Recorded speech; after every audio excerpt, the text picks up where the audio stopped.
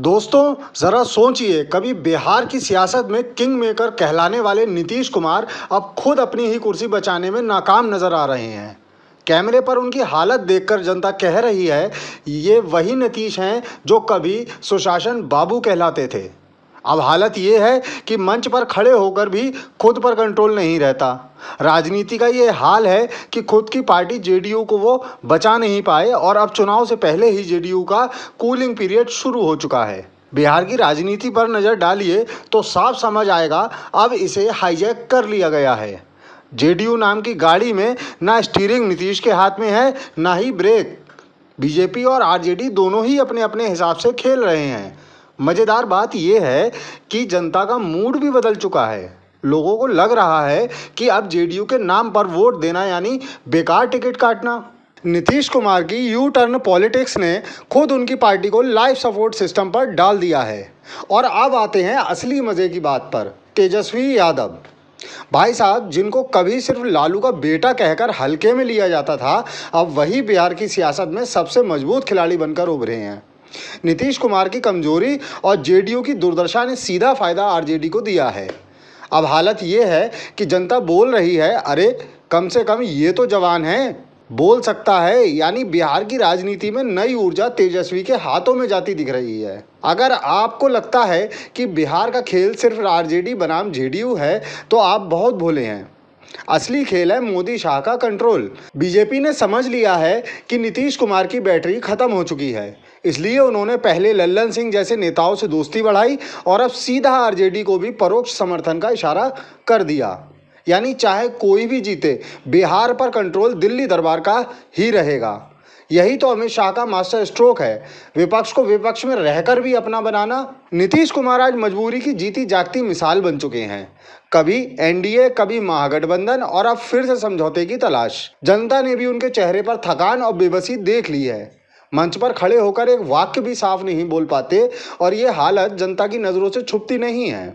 अब सवाल ये है कि क्या बिहार की राजनीति में ऐसी थकी हुई शख्सियत पर कोई भरोसा करेगा? शायद यही वजह है कि चुनाव से पहले ही जेडीयू खत्म होने की भविष्यवाणी हो रही है। अब बात करते हैं जेडीयू के अगले सुपरस्टार लल्लन सिंह की। भाई साहब ने नीतीश कुमार को नीचे लाने की पूरी कोशिश की। बीजेपी के साथ उनके रिश्ते किसी से छुपे नहीं हैं। सवाल ये है कि क्या लल्लन सिंह जेडीयू के बचे कुचे जहाज को तैरते रख पाएंगे या फिर ये भी सिर्फ दिल्ली दरबार के लिए एक मोहरा बनकर रह जाएंगे। नीतीश की कमज़ोर पकड़ ने लल्लन सिंह को उभार दिया, मगर जनता जानती है कि ये उभार असली नहीं बल्कि बीजेपी का इन्वेस्टमेंट है। बिहार की जनता अब पहले जैसी भोली नहीं रही। जेडीयू और नीतीश के यू टर्न से जनता परेशान हो चुकी है। अब लोग खुलकर कह रहे हैं, कम से कम आरजेडी को मौका दो, बीजेपी को ताकत दो, मगर जेडीयू को छुट्टी दो। जनता का ये मूड बताता है कि नीतीश कुमार का सोशल इंजीनियरिंग मॉडल अब पूरी तरह फेल हो चुका है। चुनाव से पहले ही जनता ने जेडीयू को आउटसाइडर बना दिया है। चुनाव आते आते पूरा खेल बदल चुका है। अब मुकाबला साफ है, आरजेडी बनाम बीजेपी। जेडीयू सिर्फ बैलेंस बनाने की कोशिश में है, लेकिन जमीन पर वोटर उनका साथ छोड़ चुके हैं। मोदी शाह जानते हैं कि अगर जेडीयू खत्म होगी तो बीजेपी सीधा साधा मजबूत होगी। तेजस्वी जानते हैं कि जेडीयू की मौत उनका फायदा है। यानी इस बार का चुनाव असल में जेडीयू के अंत का ऐलान करने वाला है। दिल्ली में बैठे मोदी शाह को बिहार की राजनीति में खास दिलचस्पी हमेशा से रही है। वजह साफ है, संसद में नंबर का खेल। बिहार की बड़ी संख्या वाली सीटें दिल्ली का पावर बैलेंस तय करती हैं और इसी वजह से जेडीयू को खत्म करना बीजेपी की स्ट्रेटेजी का हिस्सा रहा है। अब तो नीतीश कुमार खुद दिल्ली का ये प्लान आसान बना रहे हैं, अपनी कमजोरियों और गलतियों से। तो दोस्तों, कहानी साफ है।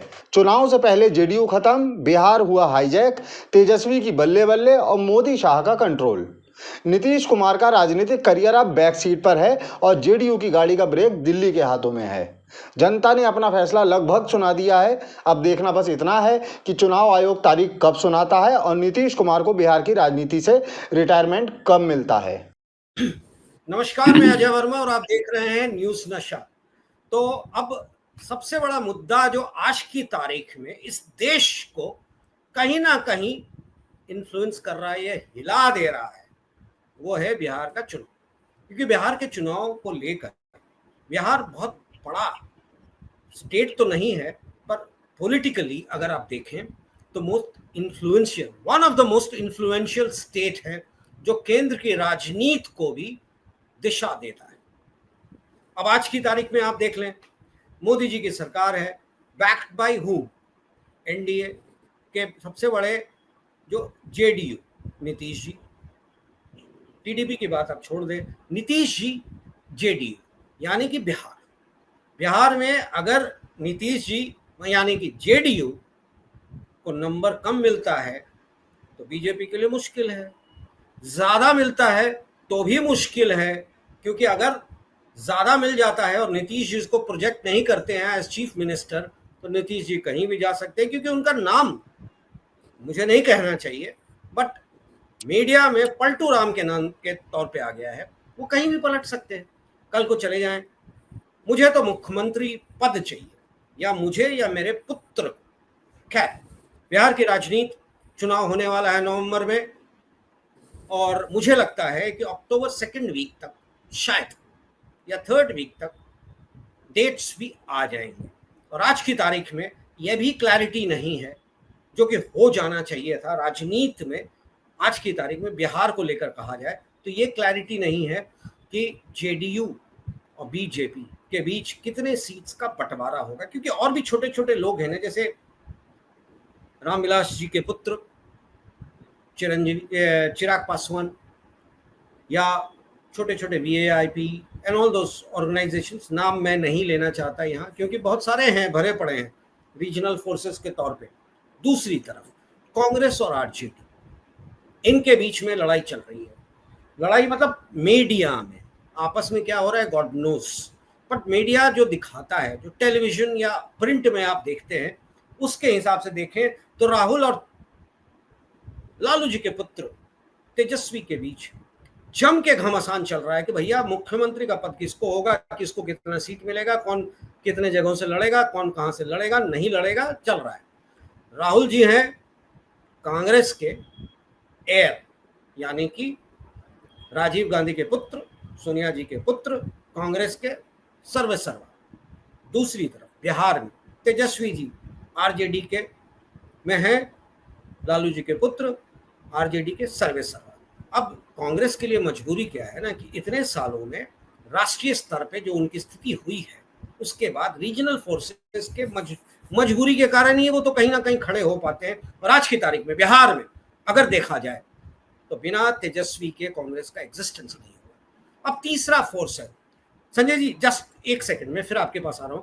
तीसरा फोर्स है वो जो एक पीके हैं, मैं उनको हमेशा कहता हूं पीके विद अ ट्रांजिस्टर, तो प्रशांत किशोर, वो एक थर्ड फोर्स के तौर पे उभर के आए हैं। लोग कह रहे हैं कि वो बहुत सारा वोट काटेंगे, किसका काटेंगे नहीं काटेंगे ये तो समय बताएगा, पर दोनों ही पार्टी जो ऑर्गेनाइजेशन मतलब गठबंधन है, इस बात से खुश हैं कि पीके हैं।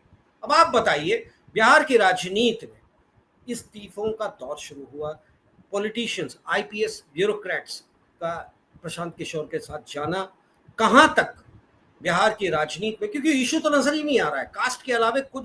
आज की तारीख में मुझसे पूछे तो जात के अलावे कोई इस इशू नजर नहीं आ रहा। करप्शन एंड ऑल तो चलता रहता है। आप बताएं संजय समर जी डिटेल में कि बिहार का चुनाव कहां और कैसे होने वाला है। अजय जी, भारत निर्वाचन आयोग ने बिहार विधानसभा 2025 सहित विभिन्न राज्यों में होने वाले उपचुनाव के लिए 470 केंद्रीय पर्यवेक्षकों की नियुक्ति कर दी है। इसमें आगे के लिए उन्होंने किया है, जिसमें 320 आईएएस अफसर को रखा है, 60 आईपीएस को और 90 भारतीय राजस्व सेवा सहित अन्य सेवाओं के लोग हैं। पर्यवेक्षकों की भूमिका किसी भी चुनाव के लिए बड़ा अहम माना जाता है। तो इसी से, क्योंकि पल पल की सूचना चुनाव आयोग के ये पर्यवेक्षक ही दे पाते हैं और उन्हीं के रिपोर्ट पर चुनाव आयोग किसी प्रकार का निर्णय लेता है। दूसरी तरफ हम देखें तो भारतीय जनता पार्टी भी 45 सदस्यों की चुनाव अभियान समिति बना ली है। बिहार के जो भारतीय जनता पार्टी के प्रदेश अध्यक्ष हैं डॉक्टर दिलीप कुमार जायसवाल उन्होंने समिति बना करके और एक बताया है कि ये जो 45 आदमी की जो सदस्य समिति बनी है, इसमें हर लोगों को रखा गया है और हर लोगों का हिसाब से रखा गया है ताकि सोशल इंजीनियरिंग भी बन पाए। दूसरी दूसरी तरफ हम देखें अजय जी, तो महागठबंधन के दीपंकर भट्टाचार्य हों या फिर तेजस्वी यादव ने सरकार को फिर आड़े हाथ लिया है। तेजस्वी यादव ने कहा है कि चुनावी घोषणाएं जो एनडीए कर रही है, चाहे नीतीश जी करें चाहे नरेंद्र भाई मोदी जी करें, ये दोनों की घोषणाओं का को से जनता को जो लाभ मिलेगा उस पर टोटल खर्च लगभग 7 लाख करोड़ रुपए होंगे, जबकि बिहार का बजट 3-3.5 लाख करोड़ का बनता है। ये जो घोषणा हुई है वो 7 लाख करोड़ रुपया आएगा कहाँ से, ये तेजस्वी जी का सवाल है। दूसरी तरफ हम देखें तो चारों तरफ से घिरे हुए हैं बिहार के उप मुख्यमंत्री सम्राट चौधरी जी। सम्राट चौधरी ने तिरुपति की तर्ज पर मोकामा में एक भव्य मंदिर बनाने की घोषणा की है और उसके लिए लगभग 10 एकड़ जमीन हस्तांतरित भी कर दिया है। उन्होंने कहा है कि गंगा नदी के किनारे मोकामा शहर प्राचीन काल से अंग, मगध और मिथिला तीनों जनपदों में संगम स्थल के रूप में एक ऐतिहासिक और पौराणिक महत्व रखता है, इसलिए यहाँ कुछ व्यवस्थित और ये काम होना चाहिए। अजय जी, भारतीय जनता पार्टी एनडीए फिर वही धर्म की बात लेकर के सामने आएगा जो दिखाई दे रहा है और धर्म के नाम पर ही आगे बढ़ेगा भी।